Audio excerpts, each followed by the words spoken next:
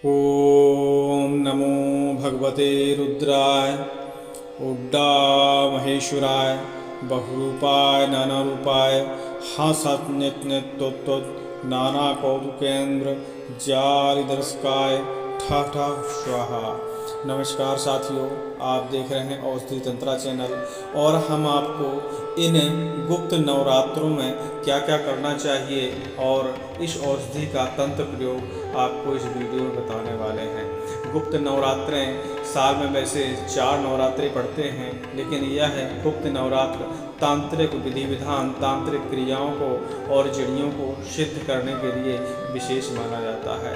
कहते हैं कि इन गुप्त नवरात्रों में यदि थोड़ी सी भी क्रिया कर ली जाए तो हमारे भाग बदल सकते हैं और हमारे घर में सुख शांति के द्वार फिर से खुल सकते हैं। यदि आपको नौकरी की परेशानी है, धंधे नहीं चल रहे हैं, घर में ग्रह कलेश है, घर में दोष है और नज़र दोष है, इसके अलावा ग्रहों की जो कृपा है वह ठीक ठाक नहीं है, तो इन नवरात्रों के बीच में आप किसी भी दिन, ये सर्वसिद्ध दिन होते हैं, इसमें कोई विधान नहीं है कि आप कौन सा दिन लें, जिस दिन भी आपके पास समय मिल जाए। इन नवरात्रों में आज 22 तारीख से यह शुरू है और 9 दिन रहेंगी, तो आप इन दिनों में कभी भी इस औषधि का तंत्र प्रयोग कर सकते हैं। इस औषधि का तंत्र प्रयोग करने से आपकी बहुत सारी बाधाएं नष्ट हो जाएंगी और जो आपके रुके हुए काम हैं वह फिर से बनने शुरू हो जाएंगे।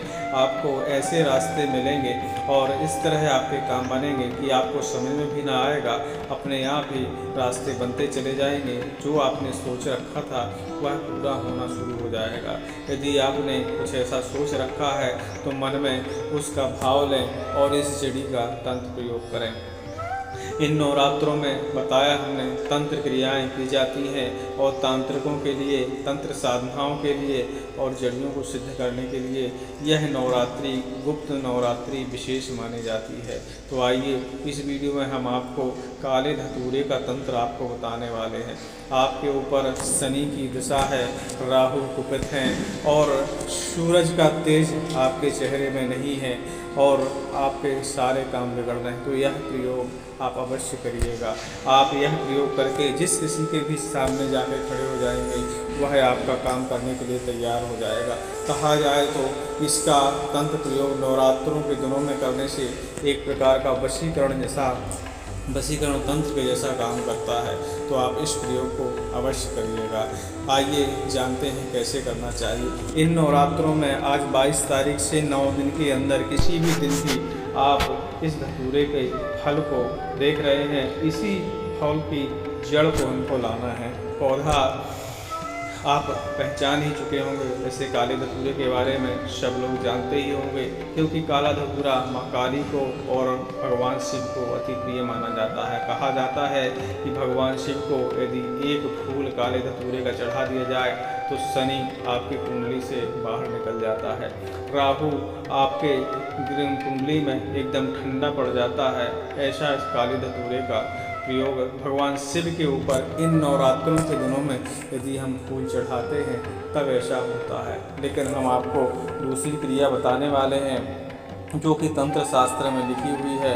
इन नवरात्रों के बीच में हमें काले धतूरे की जड़ लाना है। काले धतूरे की जड़ पे हमें 1 लोटा पानी डालना है। जिस दिन भी आपका मन हो, बस ये गुप्त नवरात्रें होनी चाहिए। और 1 लोटा पानी का जल डालने के बाद हमें इस धतूरे के वृक्ष से और महाराज धन्वंतरी जी से प्रार्थना करना है। सभी जड़ियों को खोदने और लाने का नियम यही होता है कि हमें महाराज धन्वंतरी जी से प्रार्थना करनी पड़ती है। वो इसीलिए क्योंकि सारी जड़ियाँ जो हैं महाराज धन्वंतरी के अधीन होती हैं और जब तक हम महाराज धन्वंतरी से आदेश नहीं लेते तब तक जड़ियाँ हमें फ़ायदा नहीं पहुंचाती हैं। तो किसी भी जड़ी को नॉर्मल तरीके से भी आप लाएं तो धन्वंतरी जी से प्रार्थना अवश्य करें और प्रार्थना करने के बाद अपनी जो भावना है, जो आप कार्य चाहते हैं वह बोलें और जड़ी को खोद कर अपने घर लावें। और माँ काली जी के मंदिर में या भगवान शिव के मंदिर में इस जड़ी को स्थापित करें और इस जड़ी की पूजा करें। पूजा करने की विधि सामान्यता वही होती है जो आम आप पूजा करते हैं। इस जड़ी का गंगा जल से, दूध से, दही से स्नान कराना है, अक्षत और पुष्प सिंदूर आदि से इस जड़ी का पूजन करना है। इसके बाद लाल रंग के धागे से इस जड़ी पे 21 बार गांठ लगानी है और गांठ लगाने के बाद भगवान शिव को या माता काली जी को, क्योंकि काले धतूरे में दोनों का वास रहता है, जड़ में माँ काली का वास रहता है और फूलों में भगवान शिव का वास रहता है, इसलिए दोनों की प्रार्थना करनी है और माता रानी से या भगवान शिव जी से प्रार्थना करनी है कि महाराज जिस कार्य हेतु हम यह जड़ी लाए हैं वह कार्य हमारा सफल हो जाए। यदि आप किसी एग्ज़ाम की या नौकरी की तैयारी कर रहे हैं, परीक्षा देने वाले हैं, तो आप इस जड़ी को पढ़ते समय या तैयारी करते समय अपने जेब में रखें। और यदि आपके काम रुके पड़े हैं, घर में नज़र दोष है, ग्रह दोष है, तो इस जड़ी को अपने पूजा घर में रखें। और आपकी कुंडली में यदि शनि, राहु,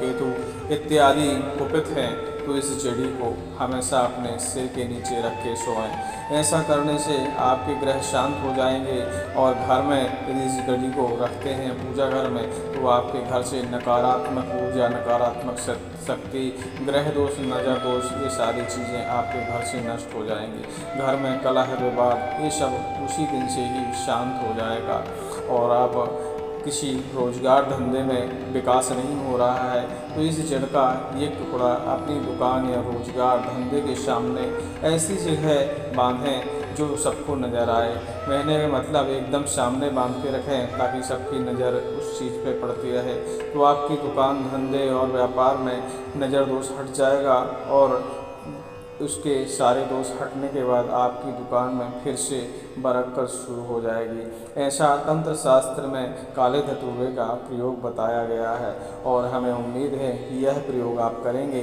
तो आपको अवश्य ही लाभ होगा। और इसका प्रयोग हमारे गांव देहात में बहुत प्रचलित है और लोग करते भी हैं और इसका लाभ उठाते हैं। तो आपको भी कभी कभी तंत्र शास्त्र को पढ़ लेना चाहिए और ऐसे प्रयोग, सरल प्रयोग ढूंढ के निकालने चाहिए और अपने जीवन में इनको अपनाना चाहिए। आपको इनका प्रयोग करने से, तंत्र शास्त्र को पढ़ने से आपके जो ज़िंदगी है वह बहुत आसान हो जाती है और बहुत सारे रुके हुए, बिगड़े हुए कार्य आपके संपन्न होने लगते हैं। इस वीडियो में इतना ही। आगे आने वाली वीडियो में हम काले धतूरे के बारे में और चर्चा करेंगे। नमस्कार, जय श्री राम, जय हनुमान जी की। ओम हनुमंते नमः।